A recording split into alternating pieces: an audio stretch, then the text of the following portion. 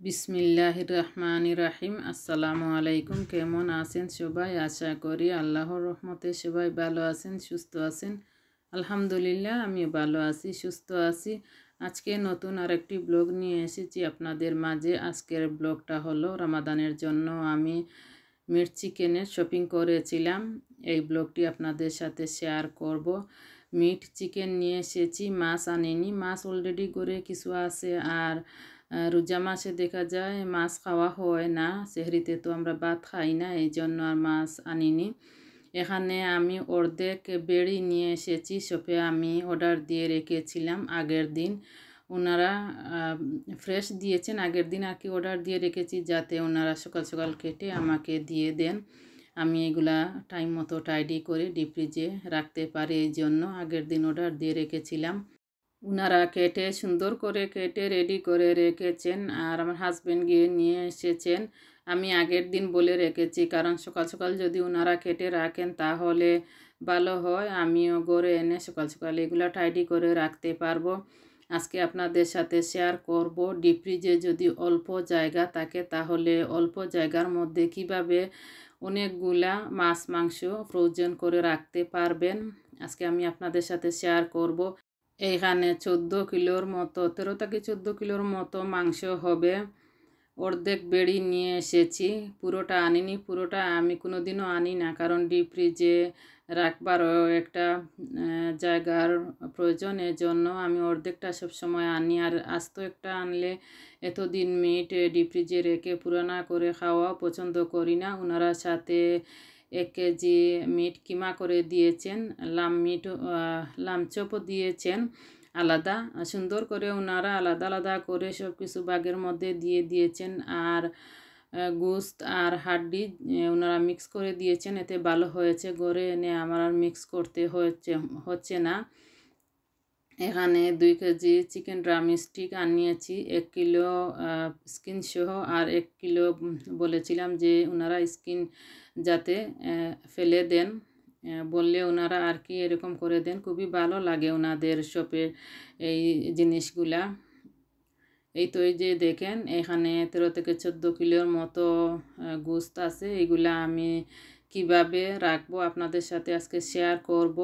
যাদের deep fridge অনেক ছোটো কিন্তু মাছ মাংস রাখতে পারেন না, অনেকগুলা মাছ মাংস রাখতে গেলে অনেক সমস্যা পড়ে যান, আজকে আমি শেয়ার করব আপনাদের সাথে কিভাবে রাখলে অল্প জায়গার মধ্যে আপনারা অনেকগুলা মাছ মাংস চিকেন রাখতে পারবেন।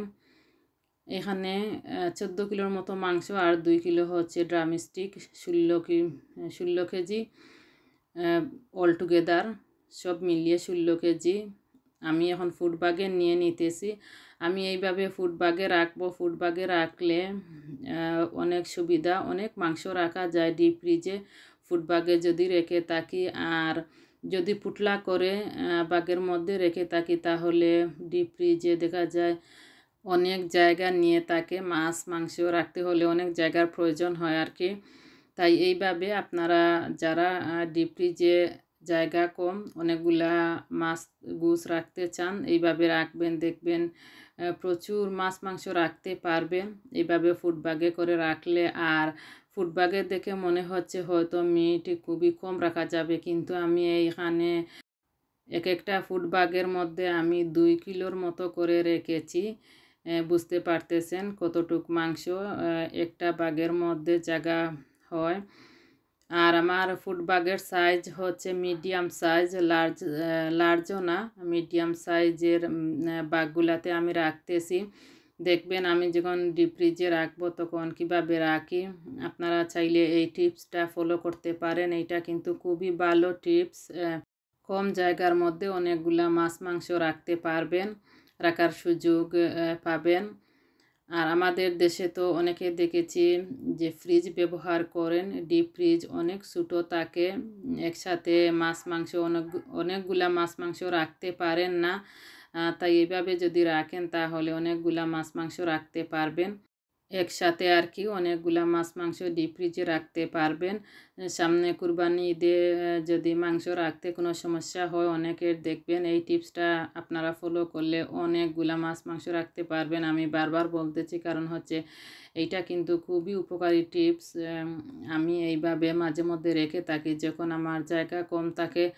আমি আপনাদের সাথে শেয়ার করব যখন এই মাংসগুলো আর কি আমার ডিপ ফ্রিজে রাখবো। আমার ডিপ ফ্রিজে অল্প জায়গা ছিল, এই 14 কেজি মাংস জায়গা হয়ে, তারপরে ড্রামস্টিক 2 কেজি, 16 কেজি জায়গা হয়ে ও ডিপ ফ্রিজে জায়গার অনেক জায়গা রয়ে গিয়েছে। আর যদি আমি পুটলা করে রাখতাম তাহলে হয়তো জায়গা হতো না। আমার 2টা ফ্রিজ, তার পরেও অনেক সময় মনে হয় যেমন জায়গা নেই, অল্প মনে হয়।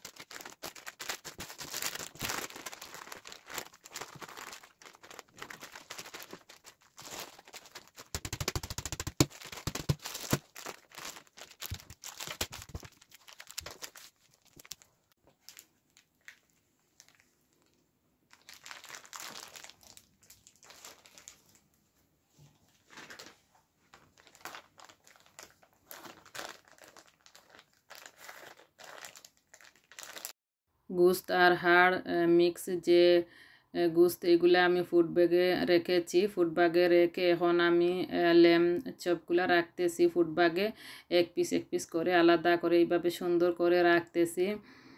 এই যে দেখেন, আমি 2 থেকে 3টা ব্যাগের মধ্যে রাখবো। যদি 2টা ব্যাগে হয়ে যায় তাহলে 2টা ব্যাগে রাখবো, আর যদি না হয় তাহলে 3টা ব্যাগে রাখবো।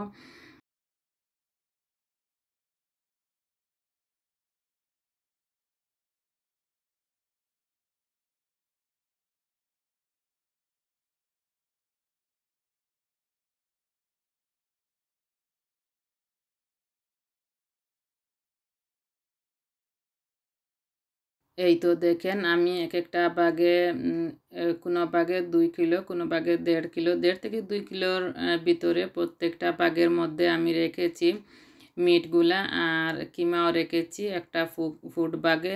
আর ড্রামস্টিকগুলা আমি এইভাবে রেখে দেব। ড্রামস্টিক বেশি আনিনি, 2 কিলো আনিয়েছি।